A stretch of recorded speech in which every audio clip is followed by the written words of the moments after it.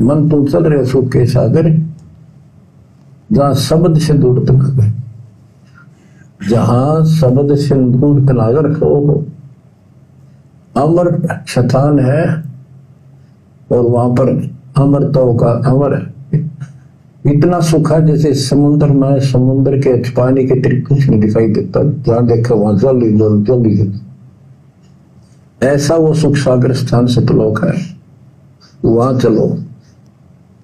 अब तक हमने सिर्फ स्वर्ग सुना था, भाई स्वर्ग गया, स्वर्ग में ये है, ये सुख है। अब पता चला स्वर्ग तो हमारी जेब काटने का होटल है।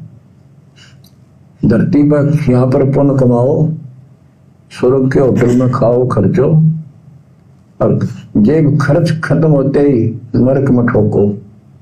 नरक की पूरी प्रक्रिया, पूरा पाप भोग लेगा, पृथ्वी पर पटको, कुत्ता के स्वर्ग में, फिर राजा महाराजा बनो, फिर कर्म फोड़ो। अब क्या बताते हैं, क्या करें गुरुदेव भगवान कि हमने स्वर्ग केवल सुना है, और स्वर्ग भाई और बहनों हमने किसी ने देखा नहीं। ना स्वर्ग हमारे बाप ने देखा था, ना हमारे दादा ने देखा था। आगे से आगे बस सुनते चले गए, सुनते चले गए, और हम लोगों की आस्था कहां लग गई? स्वर्ग में। थोड़ी बहुत कोई भक्ति करता था, थोड़े बहुत कोई शास्त्रों को पढ़ लेता था, और कहीं कोई बात चलती थी तो क्या होता था कि मरने के बाद में वैकुंठ में जाएंगे। यानी स्वर्ग लोक का दूसरा नाम है वैकुंठ धाम, कि वैकुंठ में जाएंगे, स्वर्ग लोक में जाएंगे, वहां पर सारे सुख हैं, दूध की नदियां हैं, शहद की नदियां हैं, क्षीर सागर है, वहां हमेशा मौज करेंगे, ठाट बाट करेंगे। और जब कोई मर जाता था, बूढ़ा या बूढ़ी, तो 12-13 दिन होने के बाद उसकी एक फोटो बनवाई जाती थी, और फोटो के नीचे लिखवा दिया जाता था। अगर घर वाले भूल भी जाते थे तो फोटो बनाने वाला लिख देता था, हमारी स्वर्गवासी दादी इतने सन में जन्म हुआ और इतने सन में स्वर्गवास हुआ। भले ही वो नरक में जा रही है, उन्होंने कोई अच्छा काम नहीं किया अपनी जिंदगी में जो स्वर्ग में जाएं, कोई भक्ति नहीं करी उन्होंने ऐसी, लेकिन फिर भी एक परंपरा पड़ी हुई थी, हमारा स्वर्गवासी दादा, हमारी स्वर्गवासी दादी। चिट्ठियां लिख लिख के जो पैसे वाले लोग थे, जब उसका 12वां 13वां किया जाता था, खाने पीने का प्रोग्राम किया जाता था एक परंपरा के तहत, तो उसमें लिखा जाता था हमारे पूज्य स्वर्गवासी दादाजी का फला फला दिन निधन हो गया, इतने बजे उनके खाने पीने का प्रोग्राम है। तो हम सब लोगों ने केवल सुना, लंबे समय से सुनते आए, स्वर्गवासी स्वर्गवासी स्वर्गवासी, जबकि देखा किसी ने नहीं, लेकिन सबके मन में बैठ गई कि हाँ स्वर्गवासी स्वर्गवासी, और हमने पक्का यकीन कर लिया कि हाँ भाई ऊपर स्वर्ग है और मरने के बाद में स्वर्ग में जाएंगे। ठीक इसी प्रकार भाई और बहनों, अब सतगुरु देव भगवान दिन रात सत्संग करके स्वयं परमात्मा होते हुए भी अपने आप को परमात्मा से भिन्न दर्शाते हुए और सतलोक की महिमा कर रहे हैं। सतलोकवासी सतलोकवासी, अमरलोक अमरलोक अमरपुरी। तो इसी प्रकार अब हमारी आस्था, हमारी श्रद्धा उस अमरलोक में लग जानी चाहिए, सतलोक में लग जानी चाहिए, क्योंकि दुनिया वालों ने तो स्वर्ग की महिमा केवल सुनी सुनाई बातों के आधार पर गाई, जबकि सतगुरु रामपाल जी परमात्मा तो स्वयं सतलोक के राजा हैं, आंखों देखा हाल बयान कर रहे हैं। और हमें विश्वास हो उसके लिए परमात्मा हम जिस भी धर्म में हैं उस धर्म के धर्मशास्त्रों को आगे रख के दिखा रहे हैं कि देखो भाई तुम्हारी गीता में, वेद में, कुरान में, पुराण में, बाइबल में देखो कहाँ लिखा हुआ है, क्या लिखा हुआ है। अब उसके बाद तो भाई और बहनों संशय की कोई गुंजाइश रहनी नहीं चाहिए। और इसीलिए परमात्मा ने हमें कलयुग की पिछली पीढ़ी में जन्म दिया है, हमें अक्षर ज्ञान करवाया, परमात्मा ने हमें शिक्षा दी ताकि हम जल्दी से इन धर्मशास्त्रों को अपनी आंखों से देखकर विश्वास कर सकें कि भई ये गीता, वेद, कुरान, पुराण हमारे गुरुदेव ने तो लिखे नहीं है, ये तो सदियों से चले आ रहे हैं, सतयुग से चले आ रहे हैं, और इनमें जो लिखा हुआ है उसको गुरुदेव भगवान ने बिल्कुल क्लियर कर दिया। तो फिर शक की कोई गुंजाइश नहीं रहनी चाहिए कि सतलोक के ठाठ बाट क्या है और इस गंदे लोक के, बैकुंठ के, स्वर्ग के, महास्वर्ग के ये गंदे सुख, आधे अधूरे सुख, ओछे सुख, ये कितने दिन के हैं। तो ऐसे ही आप और हम भगत भाई बहनों का भी दृढ़ विश्वास है।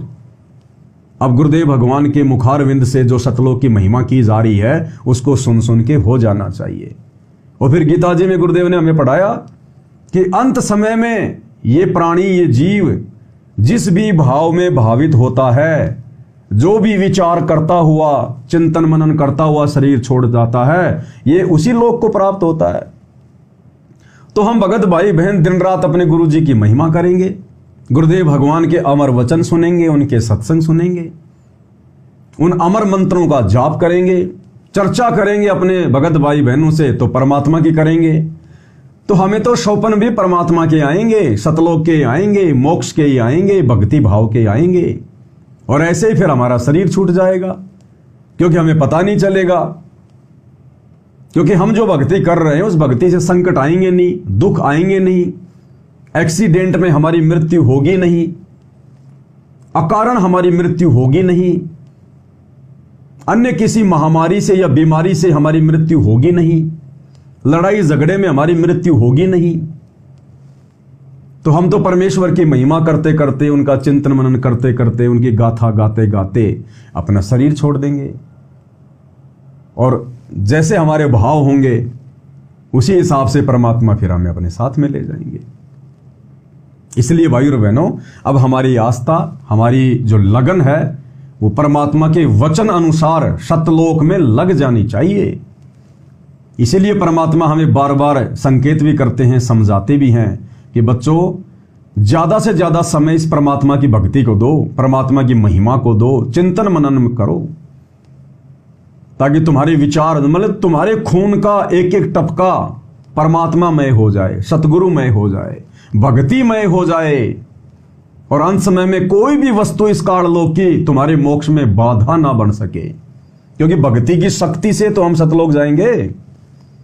अब परमात्मा ने कहा कि जैसे किसी गाड़ी का टायर है, उसमें ट्यूब आती है, अब ट्यूब में हवा मारेंगे, मारते रहेंगे, तो एक समय उसमें बिल्कुल फुल हो जाएगी वो, और उसके बाद वो 250-250 क्विंटल, 300 क्विंटल वजन को उठा के दौड़ पड़ती है।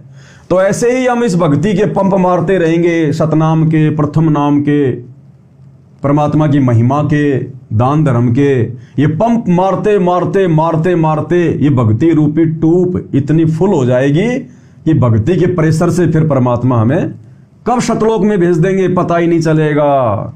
तुम कर दो पल में पार हो जा रजा थारी, ये परमेश्वर एक पल में हमें सतलोक बैठा देगा, एक पल में। इसलिए भगत भाई बहनों को सतगुरु महिमा के इर्द गिर्द रहना चाहिए। और आप और हम सत्सेवक भाई बहनों के तो भगवान ने ऐसी व्यवस्था कर दी, जितना गुरुदेव भगवान के चरण धो धो के पिए उतना कम है। इस संसार में, अखिल ब्रह्मांड में किसी के ऊपर वो रजा नहीं है जो रजा गुरुदेव ने आप और हम सत्सेवक भाई बहनों के ऊपर कर दी है। हमें समय नहीं है भाई और बहनों, समय नहीं है फालतू की बातें सोचने के लिए, दुनियादारी के लिए। सुबह उठते ही सबसे पहले गुरुदेव भगवान का जयकारा लगाते हैं, बिस्तर पर बैठे बैठे या बिस्तर छोड़ते ही हाथ मुंह धोकर सबसे पहले हम दरबार साहिब में जाके खड़े होके, बैठकर या कहीं भी सबसे पहले मंगलाचरण करते हैं। मंगलाचरण के बाद में सतगुरु महिमा की 8 वाणियां बोलते हैं, समर्थ साहेब रतन उजागर, सत्य पुरुष मेरे सुख के सागर। गुरुदेव भगवान को विधिवत दंडवत करते हैं। उसके बाद में नहा धोके या जैसे भी व्यवस्था है हाथ पैर धोके गुरुदेव भगवान की आरती उतारते हैं, नित्य नियम करते हैं। नित्य नियम के बाद में चरणामृत लेते हैं। फिर माता बहनें परमात्मा के लिए नाश्ता बनाने लग जाती हैं। कोई नहा रहा है, नहाते नहाते भी परमात्मा का कोई शब्द गा रहा है, कोई अपना मंत्र जाप कर रहा है। उसके बाद में गुरुदेव भगवान को भोग की आरती के साथ में भोग लगता है नाश्ते का। फिर उस भोग को हम खाते हैं, हम ग्रहण करते हैं, जो कि अमृत है, पाप नाशक है। गीता अध्याय 3 श्लोक 13 में परमात्मा ने हमें पढ़ाया कि जो व्यक्ति परमात्मा को भोग लगाए बिना अन्न पकाते हैं, अन्न खाते हैं, समझो वो तो पाप खा रहे हैं। तो दुनिया को तो परमात्मा की पहचान नहीं है, आप और हमें तो परमात्मा की पहचान हो गई कि सतगुरु रूप में कबीर भगवान धरती पर आज वर्तमान में आए हुए हैं, तो हम परमेश्वर को भोग लगा रहे हैं। और भाई और बहनों, ये भोग उसी का स्वीकार होगा जो अपने गुरु को परमात्मा मानकर, जो अपने गुरु को परमात्मा मानकर भोग लगाएगा, भक्ति क्रिया करेगा। यानी सीधी सी बात है, यदि अभी तक आपने अपने गुरुदेव सतगुरु रामपाल जी भगवान को परमात्मा मानकर भक्ति शुरू नहीं की है, तो भाई और बहनों, अगर आप दंडवत भी कर रहे हैं ना, तो वो दंडवत आपका आधा अधूरा है। अगर आप तीनों समय की आरतियां करते हैं अपने गुरु को खाली अपना गुरु मान के, और परमात्मा यदि अभी भी आप एक दाढ़ी मूंछ वाली उस नकली फोटो को मान रहे हैं जिसको कबीर दास जी कहते हैं, तो आपकी तीनों समय की आरतियां अभी संपूर्ण नहीं हो रही। अगर आप सत्संग सुन रहे हैं, आपका ज्ञान योग नहीं खुलेगा, आपकी बुद्धि ढंग से नहीं खुली हुई है। आप अगर चरणामृत भी ले रहे हैं, वो भी आपका सफल नहीं है।